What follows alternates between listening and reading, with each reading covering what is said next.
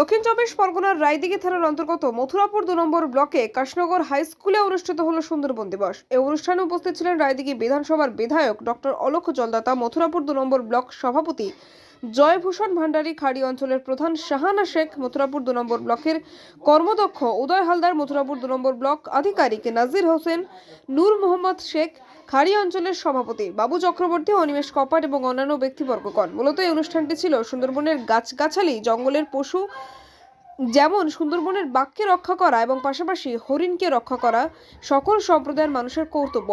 প্রাকৃতিক ভারসাম্য বজায় রাখার জন্য চাই বৃক্ষরোপণ, জীববৈচিত্র্যের জন্য প্রয়োজন জীবন জীবিকা। এছাড়াও এই অনুষ্ঠানে স্টল ছিল মাটির টেরাকোটার কাজ, হস্তশিল্পী, পুরাতাত্ত্বিক বিভিন্ন গাছের চারা, বীজ ইত্যাদি।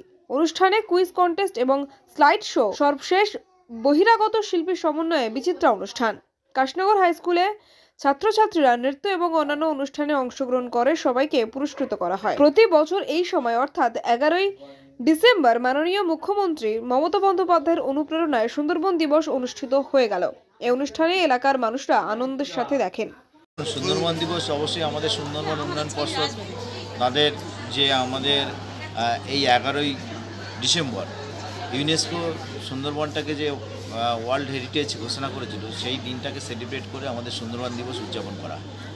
এটা তো ঠিক যে আমাদের সুন্দরবন মানুষরা আমরা অবশ্যই গর্বিত যে আমাদের সুন্দরবন বাদামন পৃথিবী বিখ্যাত বাদামন, এবং এই সুন্দরবনের এই বন জঙ্গল আছে বলে আমাদের সারা পৃথিবীতে অক্সিজেনের ভারসাম্যটা কিন্তু রক্ষা করছে।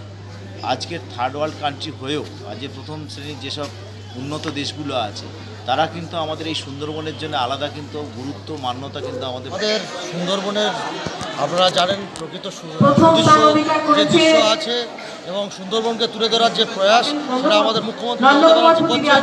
তাই সুন্দরবন দপ্তরকে ধন্যবাদ যে সুন্দরবনকে তুলে ধরার জন্য, আমাদের মাননীয় মুখ্যমন্ত্রী মমতা ব্যানার্জিকে ধন্যবাদ যে এই সুন্দরবন প্রোগ্রাম করার জন্য, আমাদের সরকার সহযোগিতা করার জন্য এবং সুন্দরবনের মাধ্যমে এই অনুষ্ঠানের মাধ্যমে প্রতিযোগিতার মাধ্যমে অনেক আমাদের নতুন নতুন যারা প্রতিযোগী তারা আত্মপ্রকাশ করছে। এবং এই সুন্দরবনে আমাদের বিধায়ক অলোক জলদাতা, আমাদের বাপি হালদার ইনভাইট ছিলেন, আমাদের আরও সবাই আছে, পঞ্চায়েত সমিতির কর্মাধ্যক্ষ, পঞ্চায়েত সমিতির সভাপতি সবাই আছে। রায়দিঘি থেকে ক্যামেরায় সৌরভ দাসের সাথে তপন কুমার দাসের রিপোর্ট, ডিএন নিউজ বাংলা।